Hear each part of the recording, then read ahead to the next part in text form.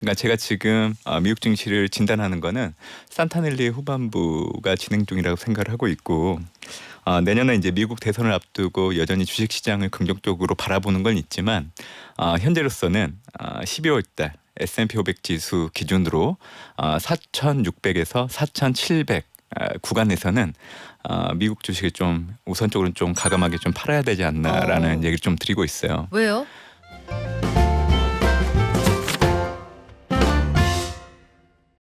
5주 연속으로 달려가던 뉴욕 증시가 간밤에 하락으로 마감했습니다. 금값도 이제 차익 실현하면서 좀 팔아야겠다 이렇게 판단한 분들이 나올 정도로 둘 다 많이 올랐다는 얘기죠. 그러면 여기에서 조정으로 쭉 갈까요? 아니면 다시 힘을 내고 올라갈까요?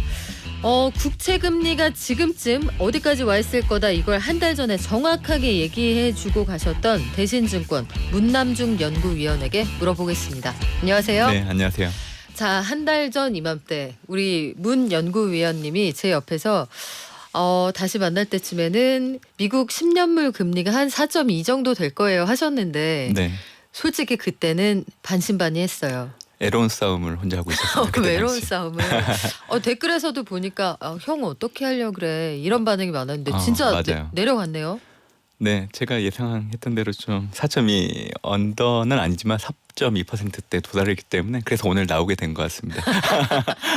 설사 아니라고 해도 시장 예상하기 어려운데 진짜 정확히 예측을 하셨어요. 근데 국채 금리가 간밤에는 소폭 상승을 했거든요. 이게 이 레벨에서 더 확 튈 가능성이 이제는 없는 거예요? 아니면 그때그때 시장 상황에 따라서 다시 올라갈 수도 있는 거예요?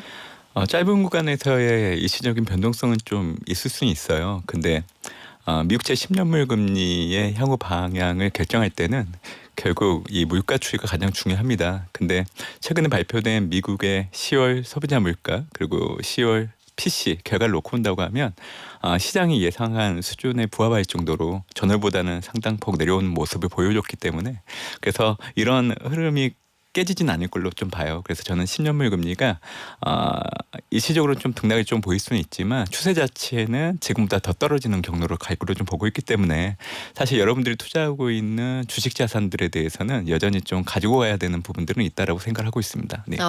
그래서 연결해서 질문을 드리면, 보통 이제 채권 금리가 하락하고 전체적으로 시장 금리가 떨어질 것 같으면 이제는 이쪽에서 증시로 돈이 다시 넘어올 거야. 안전자산에 있었던 돈들이 오면 금융장세가 펼쳐지겠지라는 기대감이 좀 있어요, 내년에.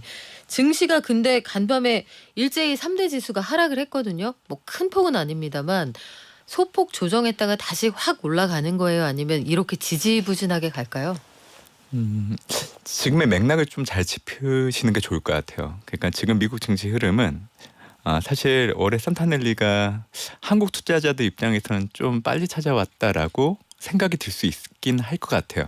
그러니까 제가 지금 미국 증시를 진단하는 거는 산타넬리 후반부가 진행 중이라고 생각을 하고 있고, 내년에 이제 미국 대선을 앞두고 여전히 주식시장을 긍정적으로 바라보는 건 있지만, 현재로서는 12월 달 S&P 500 지수 기준으로 4,600에서 4,700 구간에서는 미국 주식을 좀 우선적으로 좀 가감하게 좀 팔아야 되지 않나라는 얘기를 좀 드리고 있어요. 왜요?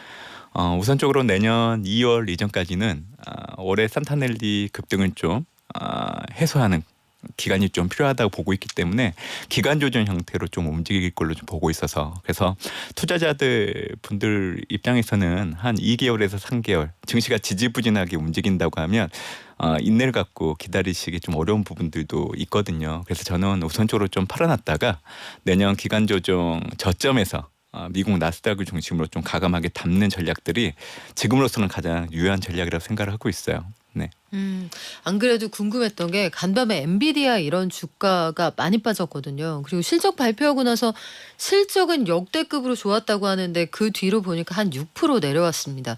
미국 정부가 엔비디아에게 중국에서 장사하려고 꼼수로 침 만들며 혼내줄 거야 이렇게 얘기를 해서 지금 주가가 빠졌는데, 이럴 때 어떻게 야금야금 담아봐요? 지금은 아니라고 생각하고 좀 있고요. 더 있어봐요. 내년 2월 전에 그 저점이 좀 형성되는 그 구간에서 우리가 이렇게 알고 있는 매그니피센트 이 관련된 종목들을 네. 좀 다는 게 중요하다고 생각하고 있고요. 아직까지는 좀 아닌 것 같아요. 아. 예, 지금은 아닙니다. 예. 그럼 해 바뀌고 나서 내년 2월쯤에 네네. 꽃샘추위 있을 때 그때 칠공주를 한번 중심으로 한번 들여다봐라. 그러면 12월에 지금 역사상 최고치까지는 아닙니다만 아무튼 강세장을 보였는데 이제는 그러면 정점 찍고 내려가는 거예요, 한동안은? 네, 저는 그렇게 좀 보고 있고요. 이 얘기를 좀 드리기 전까지 좀 산타넬리에 대한 얘기를 좀 드려야 될 것 네. 같아요. 사실 지금은 모든 투자자들이 이제 크리스마스를 앞두고 산타넬리에 대한 기대를 어느 정도 갖고 있는 시점이라고 생각을 하고 있는데 이따 어원을 좀 알아두시면 좋을 것 같은데 이 산타넬리라는 게 원래 성탄절 전후로 해서 주식시장이 강세를 보이는 걸 나타내는 건 맞습니다. 근데 이게 어떻게 보면 어원일 뿐이지 2013년도 이후에 이 산타넬리의 정이 좀 바뀌어진 것 같아요. 헐. 어떻게 바뀌었어요? 그러니까 성탄절 전후가 아니라 이게 조금 일찍 찾아오거든요. 그러니까 아. 우리가 보통 11월, 12월을 미국의 연말 쇼핑 시즌이라고 얘기를 하는데 그 기대감이 미리 해자되면서 한 달 정도 우선적으로 좀 미국 증시가 상승할 때 산타넬리라는 얘기를 하는 걸로 좀 바뀐 것 같아요. 그래서 올해 같은 경우에도 산타넬리의 전반부가 끝났다고 제가 얘기는 드리고 있는데 그 저점이 10월 27일이었고요. 그 이후로 이제 S&P 500 지수 기준으로는 10.7% 상승하면서 산타넬리의 전반전이 끝났고 지금은 지난주부터 후반부에 들어섰는데 사실 머뭇거리고 있잖아요. 그 이유는 이제 S&P 500 지수가 추가적으로 올라가기 위해서는 동인이 필요한데 아직은 시장에서 12월 FMC가 있기 때문에 그 결과를 좀 확인하고자 하는 그 경계 심리가 높아지다 보니까 사실은 좀 흔들릴 법도 한데 흔들리지 않고 굳건하게 좀 현 지수대를 유지해 주는 걸 보고 있는 걸 보면 일단 12월 FMC에 대한 부분들을 많이 염두에 두고 있는 분위기인 것 같아요. 저는 시장의 반응이 참 재미있기도 하고 이건 뭐지 싶기도 한 게 파월 의장의 발언이 블랙아웃 기간 시작하기 전에 마지막 연설 발언이 있었잖아요. 그 말에 뭐라고 하는지 제대로 듣지도 않을 거면서 왜 긴장은 왜 하는 거예요. 거기서 무서운 말 잔뜩 했는데 증시는 반응 안 하고 올랐잖아요. 그렇죠. 네. 그 왜 기다려요? 근데 어차피 내 맘대로 해석할 건데. 사람들은 미래를 전망할 때 그 기대라는 부분들을 좀 강하게 가지고 갈 때가 있거든요. 그러니까 제가 보기에는 지금은 어차피 내년에 연준이 금리 인하하는 거는 어느 정도 기정사실화하고 있는 것 같고요. 지금은 이제 그 금리 인하하는 시점을 좀 빨리 할지 안 할지. 근데 지금 시장에서는 내년 3월에 좀 금리 인하를 할 수도 있다는 그 네. 기대감이 들어오거든요. 근데 사실 이거는 연준이 생각하고 있는 경로하고 좀 다른 경로예요. 그러니까 어떻게 보면 시장이 좀 확대 해석한 부분들이 있기 때문에 그래서 이 결과를 좀 가늠하려고 하면 결국 12월 FMC 때 그 결과를 봐야 내년도 연준의 금리 인상 시점이 어느 시점이 될지에 대해서 가늠할 수 있기 때문에 그래서 경계 심리를 좀 높이는 형태로 가고 있나라고 생각을 저는 하고 있습니다. 예. 문남중 연구위원님이 한 달 전에 했던 얘기가 다 현실이 됐어요. 저는 시간을 달리는 연구위원인가 이렇게 생각했는데 그러면 우리 연구위원님 보시기에는 미국의 금리 인하 시점 어느 정도 될까요? 저는 투자자 여러분들이 CME 패드워치 2를 보통 보시거든요. 네. 앞으로 연준의 통화정책 수순을 항륙갈로 제시하는 테이블인데 보통 이걸 보고 연준의 통화정책 수순을 많이 결정을 하십니다. 근데 이게 항상 맞진 않아요. 왜냐하면 여러분들의 생각을 그대로 담고 있기 때문에. 근데 통화정책을 결정하는 건 결국 연준이거든요. 그래서 저는 투자자 여러분들이 앞으로는 매 분기 발표되는 수정경제 전망이라는 테이블을 좀 염두에 두시면 좋을 것 같아요. 최근에 발표된 게 이제 9월 수정경제 전망인데 그 테이블을 보면 올해 연준이 생각하고 있는 통화정책 수순 그리고 내년에 생각하고 있는 통화정책 수순을 숫자를 통해서 제시를 하고 있어요. 내년 연준이 생각하고 있는 최종 정책금리의 중위값, 평균값은요 5.1이에요. 5.1. 네. 그리고 내년은 이제 금리 인하를 시작한 한 해이기 때문에 이제부터는 레인지 상단이 아니라 하단을 보셔야 되거든요. 근데 내년 하단은 4.4예요. 4.4요? 네. 오, 차이가 많이 나네요. 자, 현재 연준의 정책 금리가 5.25에서 5.5거든요. 그러면 내년에 연준은 총 3번 각각 25pp씩 내리게 된다고 하면 하단이 4.4이기 때문에 그거를 정확하게 맞추지는 못해요. 4.5에서 4.75 정도. 그러니까 내년에는 연준의 최종 정책 금리를 이 정도 생각하시면 돼요. 하지만 지금 시장에서 제가 들어오기 전에 CME 패드 G2를 보니까 내년 3월 달부터 25bp 금리 인하 그리고 내년에는 총 5번 금리 인하를 한대요. 네. 그래서 내년 최종 정책 금리는 4.0에서 4.25를 현재 투자자 여러분들이 예상을 하고 있는데 연준이 생각하고 있는 경로랑 너무 괴리가 큰 거예요. 이럴 경우에는 어떤 문제가 발생하게 되냐면 증시의 변동성을 일으키는 요인으로 작용할 여지가 상당히 높습니다. 그리고 연준은 시장이 만약 본인들이 생각하는 통화정책 결정 흐름에 빗나가는 건 좋은데 예상보다 안하적으로 좀 빨리 금리 인하 단행할 걸 염두에 둔다고 하면 연준은 그대로 이행하지 않습니다. 그래서 저는 앞으로 이제 증시의 변동성을 낮추는 요인들 중에 하나 가장 중요한 거는 투자자 여러분들이 되도록이면 연준의 생각을 좀 읽은 게 좋지 않을까 이제 이 생각을 항상 하고 있습니다. 네. 아, 저도 하고 싶죠. 관심법이 되면 걱정이 없는데 이렇게 들으면 또 이런 것 같기도 하고 알쏭달쏭하게 얘기를 하니까 그러면 JP모건 같은 회사들은 S&P 지수가 내년 연말에 4,200까지 간다고 막 네. 무서운 얘기를 해요. 네. 근데 이런 비관적인 전망에 동의를 하십니까? 저는 하지 않습니다. 그리고 저는 올해 연초 주요 IB들이 제시했던 그 사례를 여러분들께 좀 얘기해드리고 싶은데요. 뭐 내년도 S&P 500 뭐 전망과 관련해서 주요 IB들마다 의견이 되게 엇갈려요. 그러니까 JP 모건은 상당히 내년을 부정적으로 보는 건데 일부 IB들은 되게 또 좋게 장밋빛으로 내다보는 기관들이 있거든요. 근데 올해 연초에 S&P 500 지수를 전망했을 때 보름이 채 안 돼서 모든 IB들 다 틀렸어요. 그렇기 때문에 내년도 S&P 네. 500의 뭐 목표 수치에 대해서 참고나시되 전적으로 좀 그거를 맹신할 필요는 없다라고 생각을 하고 있고요. 일단 JP모건은 내년도 시장을 안 좋게 보는 이유는 거시경제가 좀 악화될 수 있는 부분들 또 지정학적 이염들이 도살리고 있는 부분들을 좀 염두에 두면서 내년도 기업 실적이 올해와 비교했을 때 기껏해야 2에서 3% 정도 증가하는 거를 좀 부정적으로 보다 보니까 S&P 내년 말 되면 4,200까지 떨어질 수 있다고 얘기를 하고 있는 것 같아요. 그리고 최근에 발표된 JP모건의 차트를 분석을 좀 담당하고 있는 분 같은 경우에는 거의 뭐 내년도 3,500까지 떨어질 수 있다고 얘기를 하고 있기 때문에. 네. 근데 이 분석의 의견의 주장의 모토는 내년에 미국이 경기 침체에 들어가기 때문에 그걸 염두에 두고 얘기하고 있는 것 같습니다. 그렇다고 하면 이제 제가 가지고 있는 생각을 좀 말씀드려야 될 것 같은데요. 저는 내년도 상저하고 그러니까 연말로 갈수록 증시 분위기는 더 좋아질 수 있다라고 보고 있고요. 중요한 거는 내년도 투자 환경을 놓고 봤을 때 연준의 금리 인상 중단과 금리 인하라는 그 구간이 맞물리는 시기라는 겁니다. 그래서 과거 동일한 구간을 놓고 봤을 때 그 패턴이 상당히 중요한데 우선적으로 내년 상반기 때는 일단 미국이 금리 인상을 중단하는 그 구간만 놓고 생각할 필요가 있다고 생각을 해요. 과거 같은 경우에는 미국채 10년물 금리는 하락하고 달러는 약세 그리고 주가는 올라가는 모습을 보였기 때문에 저는 이 패턴을 내년에 그대로 이행할 거로 좀 염두에 두고 있습니다. 결국 이런 상황이기 때문에 S&P 500 지수의 밴드를 저는 4,200에서 5,000선 정도 제시를 하고 있고요. 내년 연말 정도 되면 저는 거의 5,000선금도 좀 일시적으로 좀 상회했다가 내려오는 형태 이 부분을 좀 염두에 두고 있습니다. 예. 하반기에 굉장히 희망을 걸고 계신데 그에게는 미루어 짐작컨대 상반기에는 미국이 명시적으로 금리 그만 올릴 거야 라고 얘기를 하고 하반기엔 금리가 3번은 내려간다 이런 뜻이에요?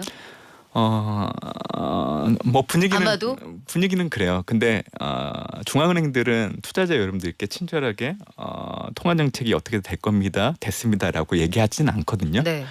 결국 매 분기 발표되는 수정 경제 전망을 통한 숫자 조정을 여러분들이 항상 염두에 두시면서 확인하시면 좋을 것 같고요.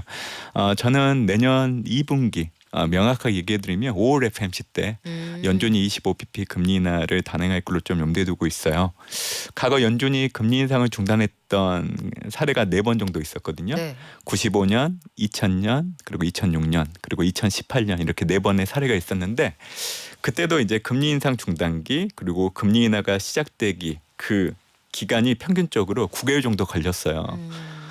올해 연준의 금리 인상 사이클은 7월에 끝났거든요. 그래서 올해 7월을 기준으로 적용을 해보면 내년 5월 FMC가 이제 연준이 처음으로 금리를 인하할 수 있는 시점이 된다고 얘기 드리고 싶고요. 최근에 시장에서는 3월달 금리 인하를 할 수 있다는 기대가 들어오고 있는데 저는 그건 좀 약간 이른감이 있다라고 생각을 해요.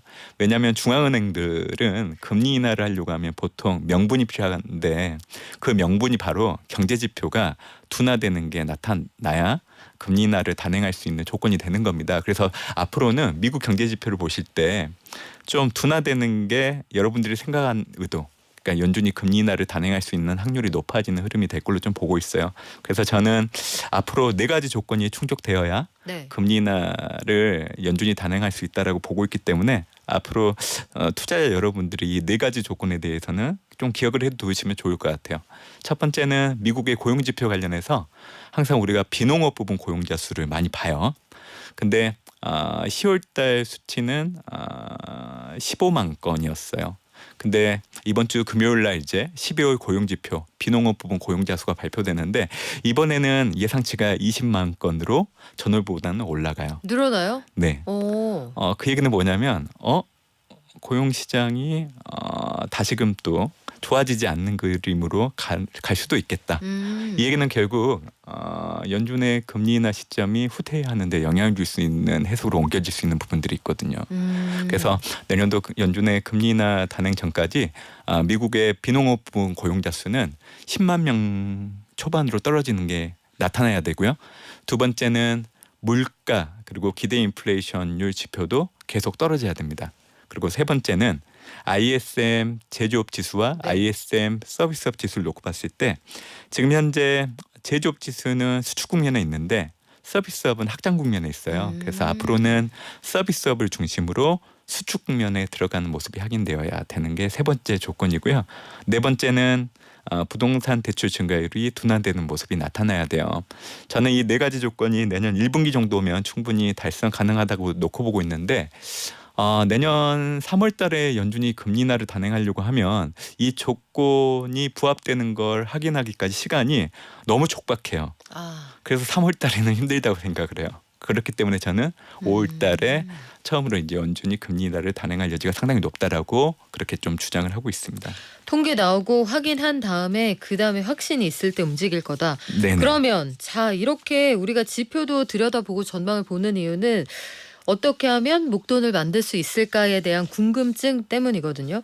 이 시점에 앞서 말씀하신 것처럼 증시에서는 2월에 조정이 나오면 그때 좀 담아보세요 해주셨고 장기 국채 관련해서 투자자들이 관심을 10월 이후에 많이 가지고 있어요. 네. 그러니까 그 사이에 수익률이 제법 좀 올라가신 분들도 제법이죠. 네. 있을 거고 아마 네. 수익률 꽤 될 겁니다. 2자릿수 나올 것 같은데 장기 국채에 대한 투자 지금 어떻게 들어가 봐도 괜찮을까요? 여전히 늦지 않았다고 생각을 하고 있고요. 방금 얘기해 주셨지만 제가 들어오기 전에 한번 수익률을 확인해 봤어요. 미국에 상장된 미국의 초장기 채권에 투자하는 ETF 상품이 있는데 이 상품의 최근 1개월 수익률이 9.4%예요. 네. 그러니까 상당히 높아요. 그래서 앞으로 투자자 여러분들이 투자기에는 열려 있기 때문에 제가 방금 얘기해 드렸던 상품 이게 티커가 TLT 그리고 미국 상장된 초장기 국채에 투자하는 상품인데 이 상품을 통해서 투자를 하신다고 하면 내년에도 또 채권 부분에서 안정적인 수익률을 높이는데 도움이 되지 않을까 저는 생각을 하고 있습니다. 네. 그리고 우리 마지막으로 그 얘기 좀 해볼까 봐요. 그 국내 경기에 대해서는 지금 미국 경기는 흐름을 잘 따라가시는데 국내 경기 전망을 놓고는 사람들마다 정말 뷰가 다르거든요. 국내 경기는 어떻게 미국 따라서 좀 갈까요? 아니면은 올해만큼 어려울 거다 뭐 이렇게 비관적으로 보시는 분들도 계시고요. 한국이든 글로벌 전반적인 경기는 내년과 올해를 비교했을 때 개선되는 양상은 충분히 나타날 여지가 있다라고 생각을 해요. 다만 연속성 측면에서 놓고 온다고 하면 네. 한국 경제가 미국 경제를 그대로 답습하면서 따라가기는 좀 어렵다고 봐요. 그러니까 어떻게 보면 끈기가 좀 떨어질 여지는 있다라고 좀 보고 있기 때문에 결국 관건은 우리나라 수출 증가율이 2개월 연속 플러스 증가율을 보여주는지 여부가 상당히 중요할 걸로 좀 보고 있어요. 근데 이제 최근에 발표된 수출 증가율 결과를 놓고 본다고 하면 13개월 만에 처음으로 플러스로 전환된 거는 긍정적인 요인이지만 네. 지역별, 품목별 수출 증가율을 보면 반도체와 중국 수출이 여전히 좋지 않다라는 얘기를 좀 드리고 있고요. 우리나라에 이제 12월 소비자 물가가 발표됐는데 전월보다는 좀 떨어지는 모습이 나타났어요. 근데 이 떨어지는 결과는 결국 원달러 환율 영향이 상당히 크다라고 생각을 하고 있습니다. 그렇기 때문에 구성하고 있는 항목들의 변화가 없다라고 하면 우리나라 물가가 추가적으로 안정을 보일지 여부에 대해서는 한 번 더 확인하시는 게 좋지 않을까 좀 보고 있는데 내년도 올해보다는 좀 좋아질 여지는 있지만 우리나라 같은 경우에는 결국 관건은 수출 증가율이 연속성을 가지고 개선되는지 여부를 꼭 확인하시면 좋겠다는 생각을 하고 있습니다. 알겠습니다. 오늘도 좋은 말씀 잘 들었어요. 지금까지 대신증권 문남중 연구위원이었습니다. 고맙습니다. 감사합니다.